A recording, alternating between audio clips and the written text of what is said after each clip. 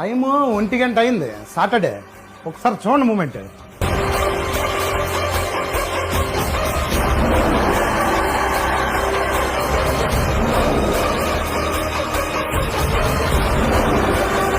అమ్మ 9 తాళీలు మొత్తం 11 తాళీలు పెట్టండి. 11 కాదు, ఇంకో 5 మొత్తం 16 తాళీలు పెట్టండి.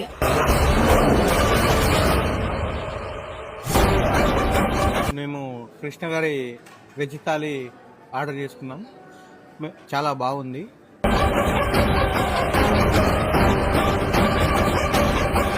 సాటర్డే టైం 2:49 అయింది.